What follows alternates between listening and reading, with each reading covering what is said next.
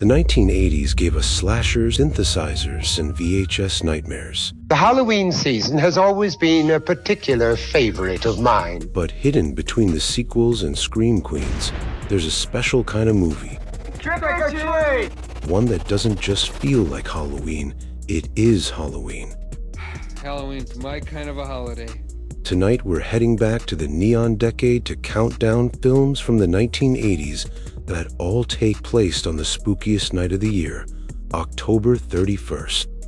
Did you know that Halloween is one of the oldest holidays? More than 2,000 years ago, Celtic priests held ceremonies to honor Samhain, the Prince of Darkness and Lord of the Dead. They believed he released the souls of the dead to return to Earth on the night of October 31st. Time to pop in the VHS tapes and press play. Let's go.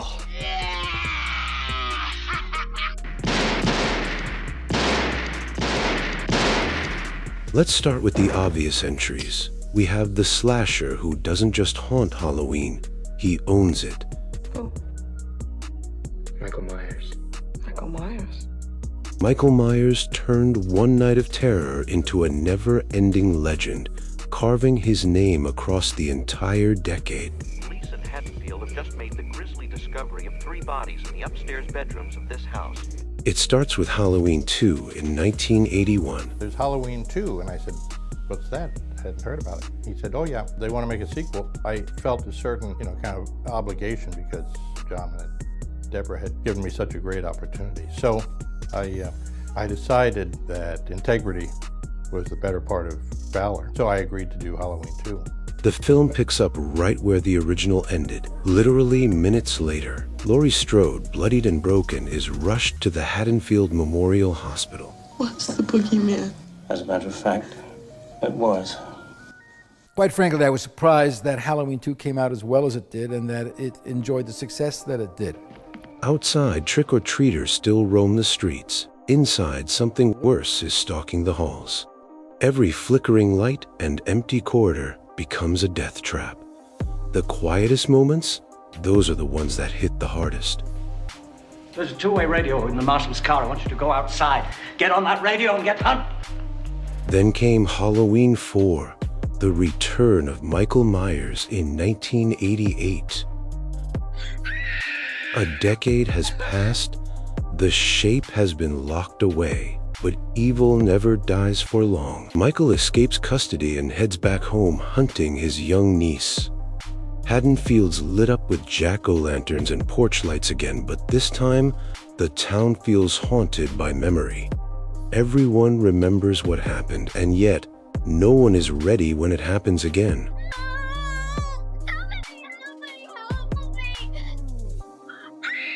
And finally, Halloween 5, The Revenge of Michael Myers in 1989.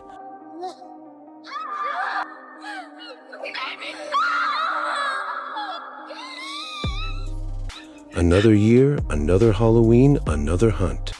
But this time, things get darker. Storm clouds, thunder, and a strange psychic bond between a killer and child. It's not just another slasher anymore. It's gothic horror. By the end of the 80s, Michael wasn't just a movie villain. He was a ritual. No! Oh, God! No! Oh, no! Every October, he returned, and audiences kept coming back for more.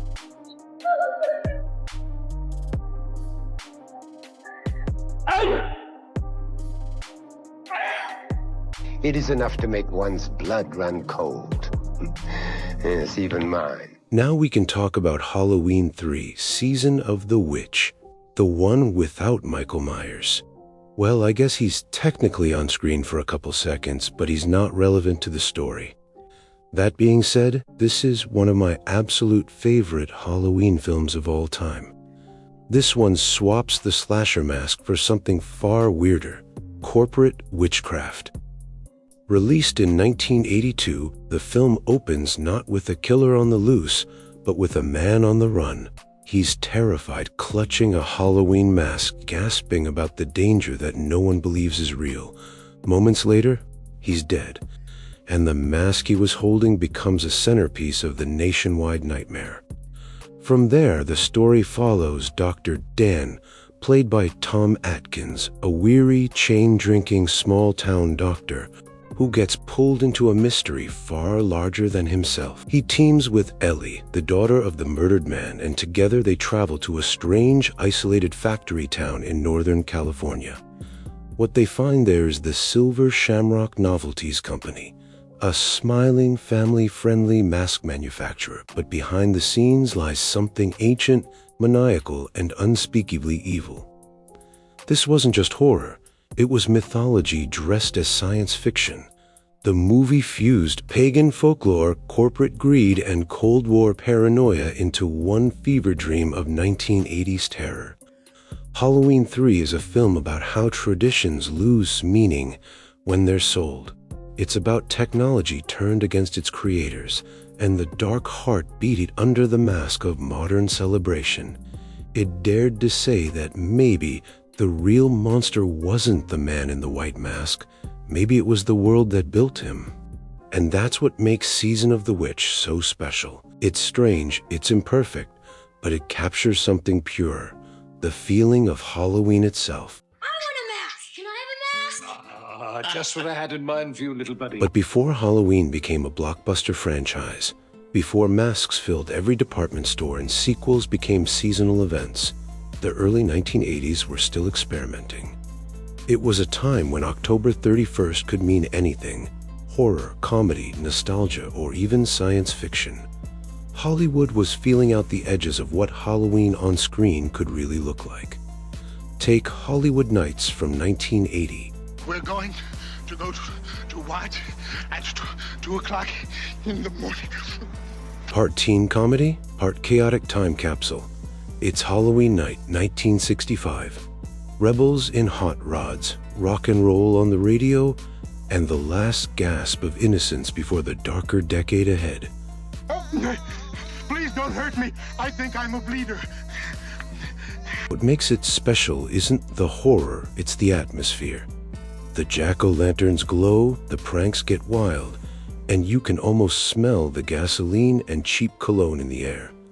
It's the mischief of Halloween captured just before the slasher storm rolled in. What the hell's the difference, huh? I gotta have a nighttime job so I can be free during the day. Yeah, I almost forgot. You're gonna be a famous actress. Then came Dark Night of the Scarecrow in 1981. Oh, hello, Mr. Hazelwood. Can I get you something?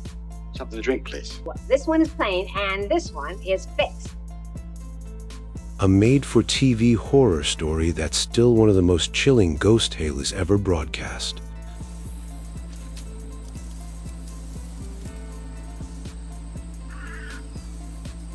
Set in a small southern town where justice bends to gossip and vengeance, the film tells the story of a gentle, simple-minded man wrongfully accused and murdered, only to return from the grave hidden behind a burlap sack to deliver punishment one by one. It's not flashy, it's not gory, but it's soaked in dread, the kind of slow moral horror that crawls under your skin and stays there.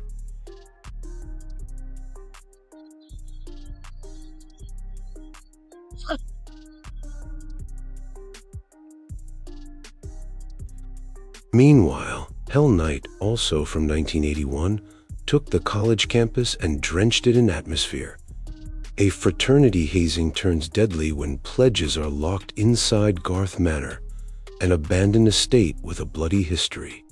It's got all the ingredients of a classic slasher cinema: the screams, the shadows, and doomed teens. Keep out of sight. Now the fun begins. But there's a strange, almost gothic beauty to it. The sweeping gates, the candlelit corridors, and the howling wind through the broken windows. It feels like Halloween night itself. Beautiful, dangerous, and one bad decision away from disaster. Then came Trick or Treats in 1982, another babysitter in peril tale. But this one plays almost like a prank gone wrong. A kid obsessed with magic tricks, a babysitter who's run out of patience, and a violent escapee returning home on Halloween night. It's absurd, low budget, even clumsy at times, but that's part of its charm. It captures that rough, homemade feel of the early 1980s horror, when filmmakers were experimenting fearlessly, not knowing if their little VHS release might one day become a cult classic.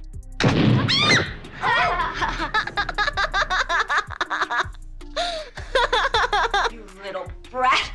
Also in 1982, Stephen King and George Romero joined forces to create a living, breathing horror comic, Creepshow. 5 macabre stories, each drenched in color, camp, and gruesome horror. And framing it all, a boy reading his beloved Creepshow issue on Halloween night. A glowing pumpkin beside him, the wind rattling the windows. It's both a love letter to childhood and a sly wink to horror fans everywhere. This wasn't just about scares, it was about the fun of being scared. The kind of Halloween that lives in the back of every horror fan's mind. When the candy bowl is full and the night feels empty, monsters are just part of the show. And I swear to God, if you ever touch me again... Even E.T., a family film through and through, gave us one of cinema's most iconic Halloween moments. Elliot and his friends, faces painted and costumes crooked, E.T. in a sheet, the kids laughing. For a brief, shining moment, Halloween wasn't scary. It was pure wonder. That's the magic side of October 31st. The dream before the night. Be back 1 hour after sundown, no later. And to balance all that magic, along came Wacko in 1982, a full-blown horror parody that turned every slasher cliché inside out.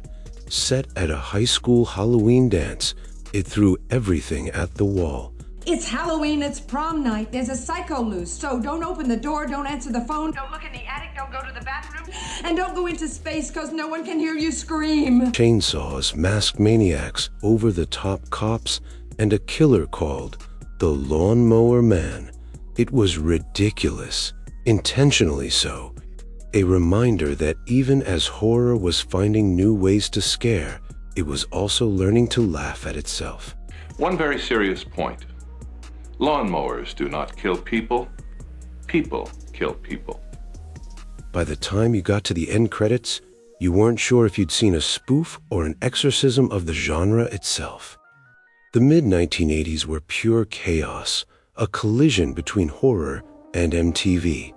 This was when horror found its beat, when filmmakers realized that a good scare could share space with a good soundtrack. It was loud, it was wild, and it was unmistakably 80s. Let's start with Once Bitten from 1985, a horror comedy where vampire seduction meets teen awkwardness. I'm the owner of the pants you've been trying to get into for the last 4 years. Robin? Yes. Jim Carrey, before Ace Ventura or The Mask, plays a shy high schooler who becomes the target of a centuries-old countess desperate to stay young. This is awful. This is the suckiest thing that could ever happen. The whole school thinks we're gay. Their worlds collide on Halloween night at a costume ball disco, where velvet capes, fangs, and fog mix with pop and absurdity. It's goofy, charming, and full of that glossy, candy-coated energy that defined the decade. Even the horror feels playful, as if Dracula traded his castle for a dance floor and a mirror ball. Look! I swear, I wasn't there a minute ago.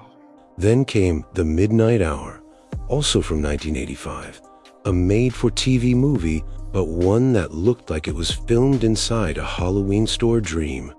A group of teens accidentally unleash a curse on their quiet town, resurrecting zombies, witches, and spirits that swarm the streets during an all-night Halloween bash. There's fog, there's moonlight, and there's even an undead dance number straight out of Thriller, complete with choreography that would make Michael Jackson proud. It's campy, but in the best possible way. What makes it special is the feeling, that warm candlelit glow of Halloween night when the whole world feels enchanted and dangerous at once. A love letter to the holiday that doesn't scare so much as celebrate it. We might as well add on one more crime in the interest of justice. We're gonna need this too. Why? In case we run into some more of those werewolves. Right. And I got just the thing in my dad's office to stop them. What? Silver for silver bullets. But not all of 1985's Halloween tales were playful.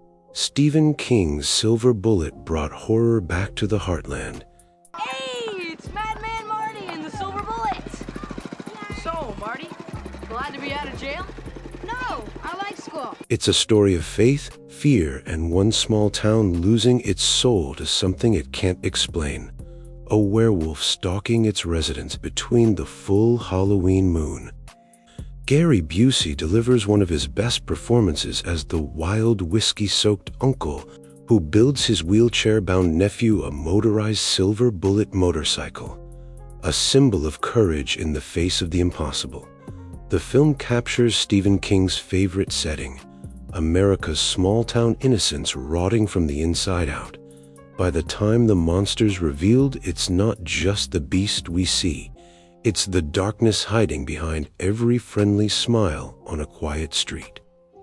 But nothing screamed the 1980s louder or harder than Trick or Treat in 1986. It's party time! A movie that asked one very important question. What if rock and roll could literally raise the dead? Mark Price, yes, Skippy from Family Ties, plays Eddie, a bullied teenager obsessed with heavy metal. What have you done to your stereo?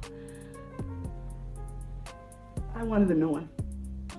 When his idol, rock legend Sammy Keir, dies in a hotel fire, Eddie gets his hands on an unreleased record, the Rockers' final album. But when he plays it backwards, something answers. Kerr returns from the grave, electric, demonic, and ready to burn the world down, starting with Halloween Night. I am a big fan of yours. I have all your records. Shut up! Play my tape for me tonight. Well, or die. It's part concert, part carnage, and all hairspray. A perfect time capsule of a decade when teens were accused of worshiping the devil just for playing Dungeons and Dragons or liking Ozzy Osbourne. The film even features appearances from Gene Simmons and Ozzy himself. Just out-and-out sick people, and they're trying to make everyone else around them who listens to their music as sick as they are. Turning the entire movie into a twisted metal mixtape. Every guitar solo feels like a scream, every lyric like a warning.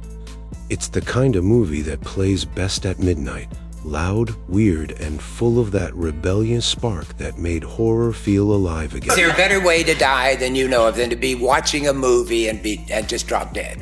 This was the MTV generation's Halloween, louder, bloodier, and proudly over the top. The scares weren't slow burns anymore.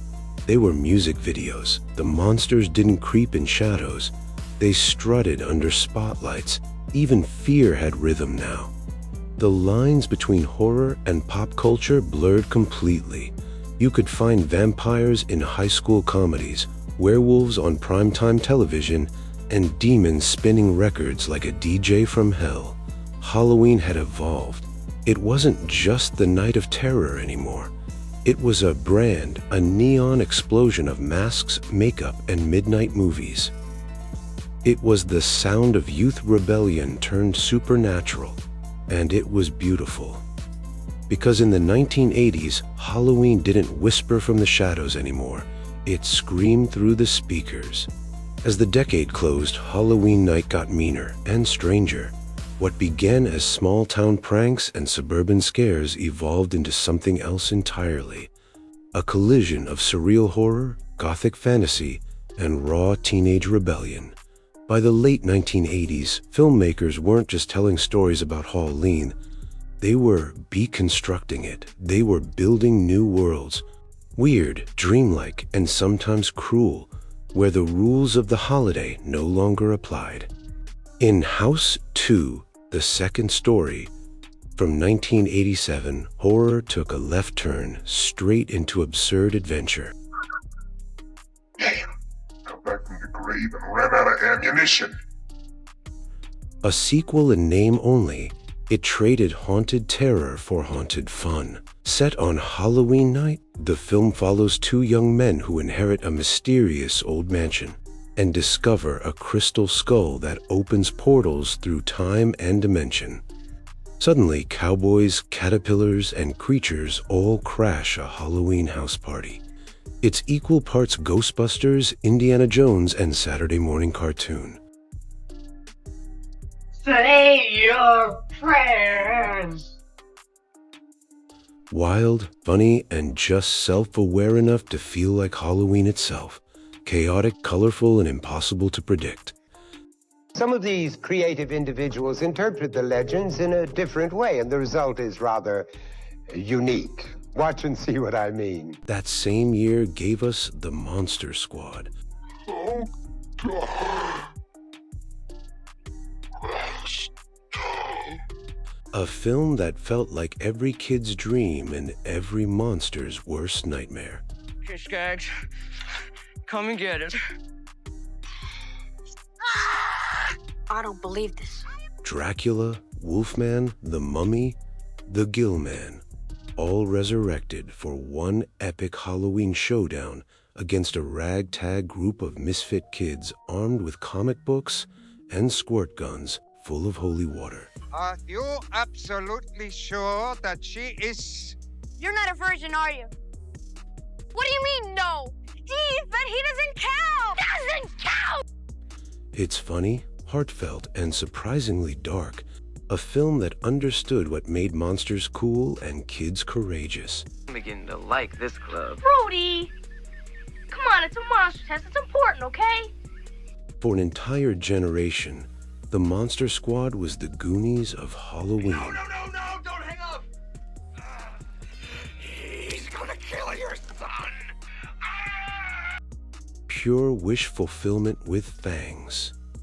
Come on, you son of a bitch. But 1988 took the holiday into a darker place. Happy Halloween, Tommy. First came Hack-O-Lantern, a satanic cult slasher drenched in fog, strobe lights, and pumpkin smoke. It's the story of a small-town family torn apart by ritual. Grandpa says it's good for me. Grandpa? When did you see Grandpa, Tommy? Where Grandpa isn't carving pumpkin, he's carving sacrifices. Please, help. What are you doing? No! The movie feels like it was filmed inside a haunted rock concert, all flickering candles, echoing laughter, and electric guitars humming with evil. It's weird, grimy, and unapologetically Halloween. Then, Night of the Demons. Rest assured, we've got something wonderful planned for you. Haven't you idiots ever heard of Duracell? Hey, look, don't blame me, man. I just put batteries in the damn thing this morning. also released in 1988, it's the crown jewel of 80's Halloween horror. Where you going? The party's just begun. A film so soaked in atmosphere, it practically bleeds orange and black. What the hell was that? I don't know, buddy. Let's go check it out. A group of teenagers break into an abandoned funeral home on Halloween night for a party. Dude, you gotta look what you've done. Typical. Shut up and drive. They light candles, they hold a seance, and something ancient wakes up. One by one, the partygoers transform into demons, their faces twisted into latex nightmares as the night spirals into chaos. Every frame feels like a haunted music video, neon crosses, distorted screams, and a sense that no one, absolutely no one, will make it to dawn. It's sleazy, stylish, and unforgettable. For many fans, Night of the Demons is Halloween in movie form. Wild, wicked, and doomed. What happened, Helen? What's the matter? So what, dear? At one time, people believed that the Lord of Darkness had a particular fondness for the souls of young brides. When the ring was placed on her finger, the girl became a demon. But 1988 wasn't all blood and noise. That same year, Lady in White offered something quieter. Where's Pop? He's gunning himself because I hide these cigarettes. a haunting ghost story set on Halloween of 1962. Told through the eyes of a young boy trapped overnight in his high school's cloakroom, it unfolds like a dream, part mystery, part memory. It's not about monsters, but about loss, guilt, and the ghosts that linger long after childhood fades. There's pumpkin smoke in the air, fallen leaves on the ground, and a sadness that seeps into every frame, a reminder that the scariest things are sometimes the ones we never forget. Guys? Guys? And finally, to close the decade, Clown House in 1989. 3 escaped killers find a box of clown costumes on Halloween night, and the result is pure nightmare fuel. The story follows 3 brothers home alone, their evening of trick-or-treating turning into a waking terror as the clowns come knocking. There are no ghosts here, just masks, shadows, and the terrifying realization that sometimes the monsters are all too human. It's a film that took Halloween's innocent fun, the laughter, the costumes, the safety, and flipped it on its head. After Clown House, even the sight of a jack-o'-lantern grin felt a little more menacing. I like the candy, I like the costumes, and I love being scared. Every October, the mask came out, but what lay underneath them got harder to recognize. Trick or treat! Aren't you scared, little boy? The holiday that once belonged to trick-or-treaters now belonged to demons, to dreamers, and to the strange electric glow of late-night TV screens. The lights were dimming in on the decade, but the night of Halloween was only getting darker.